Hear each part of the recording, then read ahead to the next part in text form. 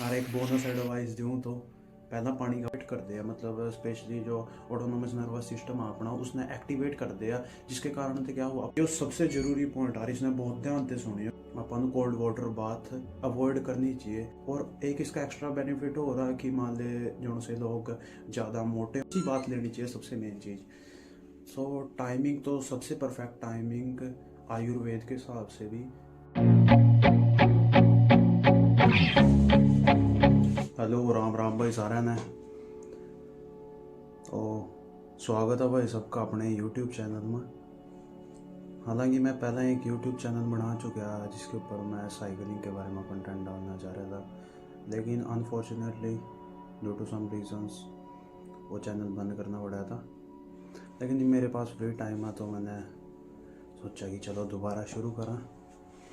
सो आज का टॉपिक जैसा कि आपसे टाइटल से भी पता लग गया होगा आपने, तो आज का मेन टॉपिक अपना what are the benefits of taking bath in cold water.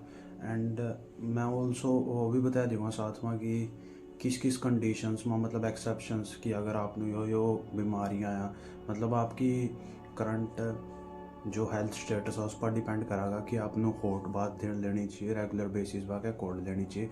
Also भी डे की टाइमिंग पर भी डिपेंड करा हो। तो इस वीडियो के अंदर आप 4 चीज़ें डिस्कस करांगे। सबसे पहला तो आप डिस्कस करांगे व्हाट, मतलब क्या क्या बेनिफिट्स हैं और किस किस नु बेनिफिट्स हैं, मतलब who get benefit from this, and when भी, मतलब टाइमिंग क्या आया, और अलोंग विद द टेम्परेचर, मतलब भी क्या टेम्परेचर होना चाहिए पानी का। फिर उसके बाद सबसे अंत में उसका प्रैक्टिकल भी हाउ भी आप किस तरीके से बात लें, जो सबसे अप्रोप्रिएट तरीका जो मैं खुद पर्सनली फॉलो कर रहा 2.5 साल थे, और बड़ा बढ़िया एक्सपीरियंस रहा। मैंने वो चीज़ सीखी थी हॉस्टल में, जब मैं 11th क्लास में हॉस्टल में चला गया था, तो वहाँ से सिखाया जहाँ कि किस तरीके से बात लेनी हो सर्दियों के टाइम में, क्योंकि वहाँ गीज़र गुजर की फैसिलिटी तो होती नहीं है, बहुत मुश्किल हुआ काफ़ी बच्चों उस साइड में उस पर गीज़र प्रोवाइड करना। तो वहाँ से सीखी मैंने घर आकर इसके ऊपर रिसर्च करी भी क्या क्या बेनिफिट्स हैं। वहाँ कुछ बताए करा थे टीचर मारते, लेकिन घर आकर और डीप रिसर्च करी तो वहाँ से कुछ और नए पता लगे। सो सबसे पहला तो बेनिफिट की बात करा तो वो आ स्ट्रेस लेवल ਨੂੰ रिड्यूस करा। अपनी बॉडी के अंदर एक हार्मोन हुआ कोर्टिसोल, जिसनों आप स्ट्रेस हार्मोन भी कहा, और यो पार्ट हुआ ऑटोनोमस नर्वस सिस्टम का। और यो जो हार्मोन आयो ऑटोनोमस नर्वस सिस्टम आते उस टाइम में रिलीज हुआ सिर्फ फाइट और फ्लाइट की, मतलब स्ट्रेसफुल कंडीशन के अंदर ये हार्मोन रिलीज हुआ अपनी बॉडी के अंदर थे।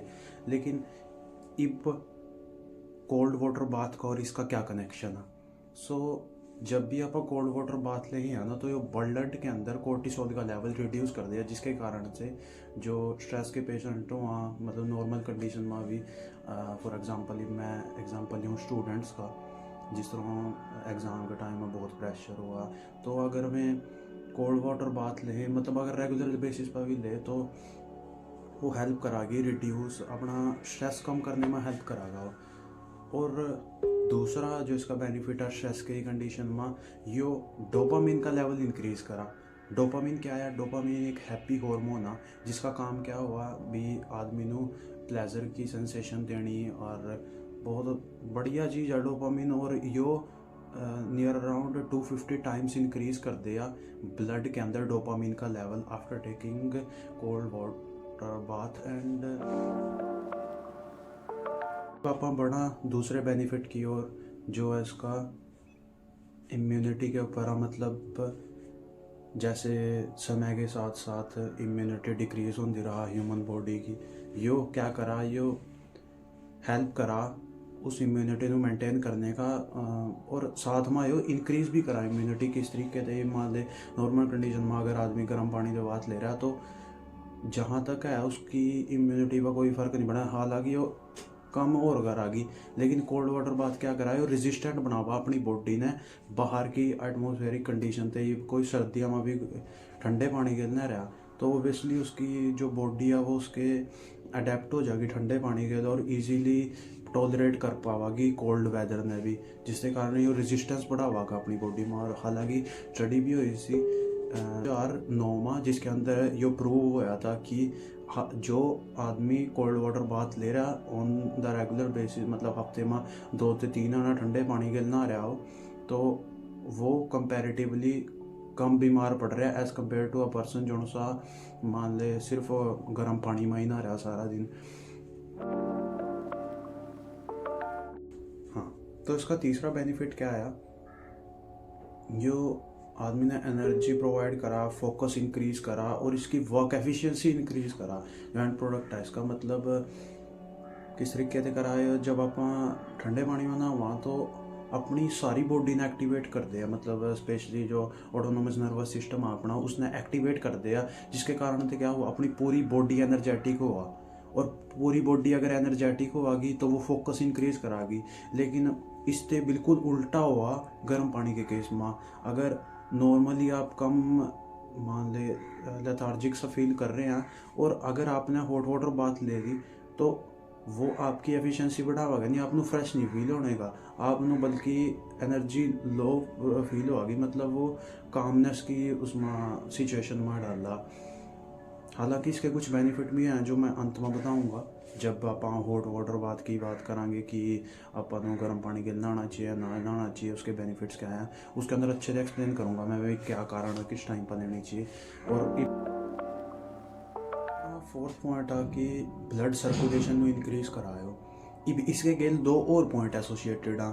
ब्लड सर्कुलेशन अगर अपनी बॉडी में इंक्रीज होगी तो उससे 2 फायदे होंगे। सबसे पहला फ़ायदा तो होगा इसका मसल रिकवरी में, और दूसरा फ़ायदा होगा इसका अपनी मेटाबॉलिज्म रेट इंक्रीज करागा। इब मसल रिकवरी में फ़ायदा स्पेशली उन्होंने होगा जो एक्सट्रीम लेवल की एक्सरसाइज करा और मतलब काफ़ी हैवी वर्कआउट करा, जब उनकी मसल बिल्कुल टायर्ड हो जाए। मसल टायर्ड होने का कारण तो क्या कि लैक्टिक एसिड रिलीज़ करा, जब मसल मान लेनी हुआ ना फटीग की सिचुएशन हुआ ना उसके अंदर अपन अपनी जो बॉडी है ना, अपनी बॉडी की जो मसल्स हैं वे लैक्टिक एसिड रिलीज़ करा, जिसका काम क्या हुआ जो अपन फटीग फील करा, मतलब अपन चलने की कंडीशन में नहीं रहते। लेकिन अगर ब्लड सर्कुलेशन इंक्रीज होगी, ब्लड का मेन काम हुआ कि बॉडी के हर टिश्यू को ऑक्सीजन प्रोवाइड करना। और अगर अपन ठंडे पानी में नहाया तो सर्कुलेशन इंक्रीज करागा। सर्कुलेशन किस तरह इंक्रीज करागा, इब सर्कुलेशन इंक्रीज करने का ये कारण है जब ठंडा पानी गिरा ना तो वहाँ ते जो खून है ना, मतलब अपना जो ब्लड आ स्किन के ते दूर चला जाएगा। दूर चले जाने के कारण ते जो इंटरनल ऑर्गन के अंदर जो ब्लड वेसल दौड़ रही हैं आर्टरीज उनके अंदर ब्लड का प्रेशर बढ़ जाएगा, मतलब सर्कुलेशन बढ़ गई, हार्ट रेट इंक्रीज हो गया, जिसके कारण से क्या होगा अपनी बॉडी के कल्ले कल्ले टिश्यू को फोर्स करागा ऑक्सीजन प्रोवाइड करने की कोशिश करागा, मतलब ब्लड पूरी तेजी से दौड़ रहा होगा, जिसके कारण से मसल रिकवरी एज कंपेरेटिवली जल्दी हो जाएगी। और यही कारण होगा आपने देखा होगा कि डॉक्टर रिकमेंड करा अगर किसी ने मान ले मूस आ जा पैर में तो डॉक्टर रिकमेंड करा कि आपनो बर्फ़ की टकोर करनी चाहिए। यही मेन कारण है उसका, सर्कुलेशन इंक्रीज करावे उस एरिया के अंदर। इब आप ब्लड सर्कुलेशन का ही दूसरा कनेक्शन देखा मेटाबॉलिज्म रेट थे। इब जब ठंडा पानी घेरा शरीर पर तो अपनी बॉडी ने वो सेम टेम्परेचर मेंटेन करने वास्ता उसमें एनर्जी चाहिए होगी। एनर्जी कहाँ से मिलेगी, फूड से मिलेगी। इब फूड किस तरह डाइजेस्ट हुआ, जितनी सर्कुलेशन हुआ उस हिसाब से अपने फूड की डाइजेशन रेट डिपेंड करा। इब अपने अगर ब्लड की सर्कुलेशन बढ़ागी तो ऑक्सीजन की सप्लाई बढ़ागी, तो फूड जल्दी डिकम्पोज होगा, जल्दी मतलब ब्रेक डाउन होने के बाद वो जल्दी एनर्जी प्रोवाइड करागा। इस कारण से मेटाबॉलिज्म रेट को भी इंक्रीज करागी। तो ये हो गए इसके 4 बेनिफिट। और एक इसका एक्स्ट्रा बेनिफिट हो रहा है कि मान ले जो से लोग ज़्यादा मोटे हुआ, ज़्यादा तो नहीं फर्क पावागे लेकिन हालांकि यो जो सा फैट है वो उसको भी कम करने में हेल्प हुआ। ऐसा भी एक 2009-19 की स्टडी में बताया गया था। सो अब आप व्हाट एंड हु दोनों कवर कर चुके हैं भी, मतलब क्या क्या उसके बेनिफिट्स हैं। मैं कुछ ही बता पाया, काफ़ी बेनिफिट है इसके अनलिमिटेड, लेकिन जितने कवर हो सके मैंने मैक्सिमम कवर करने की कोशिश करी है।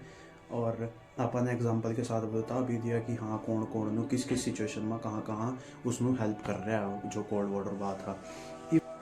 अब अपन बात करा कि मतलब टाइमिंग क्या, मतलब सही टाइमिंग क्या है, किस टाइम बात लेनी चाहिए और किस टाइम कौन सी बात लेनी चाहिए, सबसे मेन चीज़।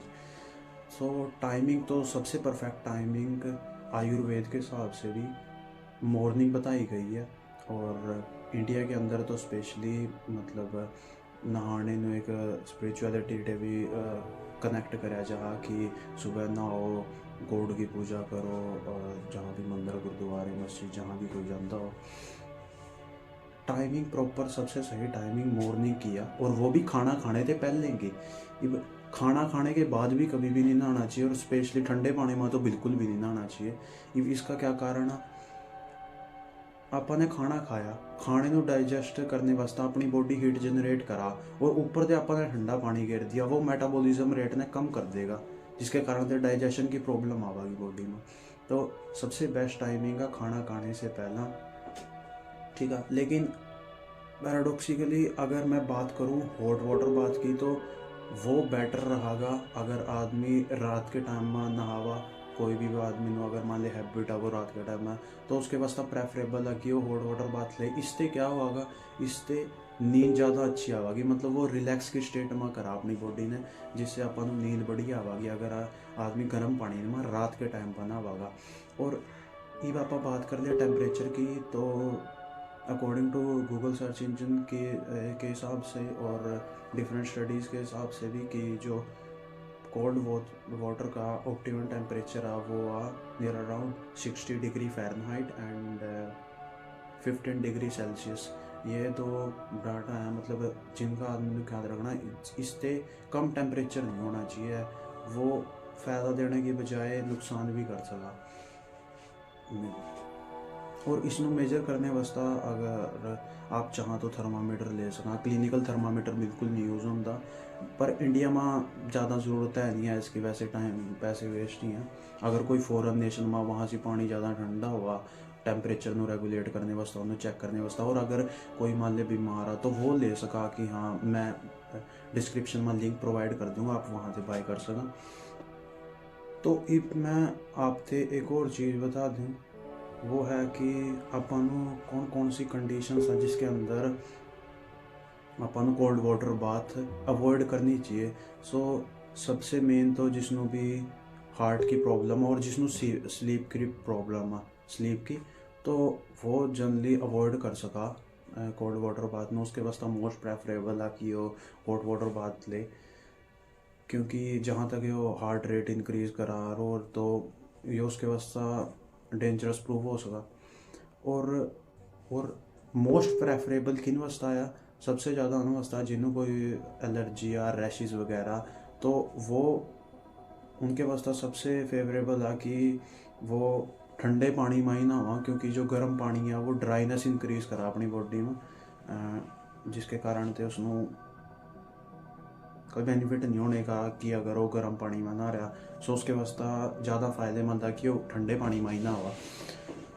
सबसे अंत में भी हाउ टू टेक बाथ, ये सबसे ज़रूरी पॉइंट है, इसने बहुत ध्यान से सुनियो। और अगर कोई मान ले उसने हैबिट डाल रखी अभी रोज़ गर्म पानी में ही ना रहा, तो मैं प्रेफर करूँगा उसनों कि एकदम अपनी उसनों हैबिट ਨੂੰ स्विच ना करा भी मैं आज ही मैंने सुना ये बेनिफिट्स हैं उसके, तो आपने ठंडे पानी में नहाना शुरू कर देना। धीरे धीरे टेम्परेचर कम करना उसका। मान ले अगर रोज़ कोई आधे बाल्टे ठंडे पानी की ले रहा है, आधे गर्म की ले रहा है, तो धीरे धीरे कम कर दे। अगर एकदम सडन कोई चेंज कर दिया ना, तो बहुत ख़तरनाक प्रूव हो सका उसके वास्ते, मतलब ब्रेन स्ट्रोक तक भी हो सका। सो अब मैं आपको स्टेप वाइज बता दूँ कि अगर आप ये स्टेप फॉलो कराएंगे तो कोई ज़्यादा दिक्कत नहीं होगी, आराम से आप अपनी हैबिट ने चेंज कर सकें। सो सबसे पहला तो कूलर से स्टार्ट करना, मतलब जो ठंडे पानी की बात हो वो शुरू हुआ हेड से लेकर फुट तक, लेकिन जब आदमी गर्म पानी में ना हुआ तो उस वास्ता उल्टा हुआ, मतलब पैर से शुरू करना हुआ उन्होंने गर्म पानी गिरना और सिर तक जाना हुआ। लेकिन जब अपन ठंडे पानी में बात ले रहे हुआ तो अपन सिर से शुरू करना और पैरों तक जाना। इब सिर ते भी किस तरह शुरू करना, अपने ब्रेन को समय देना कि वो उसके अंदर अडेप्ट हो जाए, उसको पता लग जाए कि हाँ उसके ऊपर ठंडा पानी गिरने वाला, उसके ऊपर एक खतरनाक अटैक होने वाला। हालांकि इसके बहुत बेनिफिट है, तो मजाक की बात थी। तो सबसे पहले शुरुआत करनी है 2-3 कुल्लू करनी है सेम पानी में जिसमें आप नहाने वाले हैं, ठीक है। टैप में पानी लिया, कुल्लू कर ली। उसके बाद मुँह धोना, ठीक है। उसके बाद सिर पर पानी गिरना, सिर पर पानी गिरने के बाद शरीर पर, फिर सारे शरीर पर पानी गिरना, मतलब हेड ते लेगा नीचा नहीं फुट तक, इस तरीके से जाना अपन, ठीक है। न्यू नहीं है अभी एकदम अपन ने पैरों से शुरू कर दिया है, एकदम पानी गिर लिया, धीरे धीरे धीरे धीरे धीरे धीरे, ठीक है। और एक बोनस एडवाइस दूँ तो पहला पानी का बाल्टा भर लियो पूरा, फिर वो धीरे धीरे जब भरा है ना, जब ज़्यादा दिक्कत हो। तो ये थे भाई बेनिफिट्स। मैं सारी चीज़ां क्लीयर कर दी आपसे कि हाँ किस किस टाइम पर किस किस नू लेनी है, किस किस नू नहीं लेनी है ना। भी जिसनों कोई भी हार्ट की ज़्यादा प्रॉब्लम आ और जो फीवर वगैरह में तो वो तो जल्दी अवॉइड करा कोल्ड वाटर बाथ। और मेरे हिसाब से जो आदमी नुमान ले रेगुलर बेसिस पर जो सुबह ना रहा तो उसके वास्ते सबसे बेस्ट था कि वो कोल्ड वाटर बाथ ही ले, क्योंकि इसके अल्टीमेट बेनिफिट्स हैं। तो ये थी भाई सारी वीडियो कि आपको पता लग गया, आपकी मर्जी आपकी बॉडी है ना। ठीक है भाई, जय श्री राम।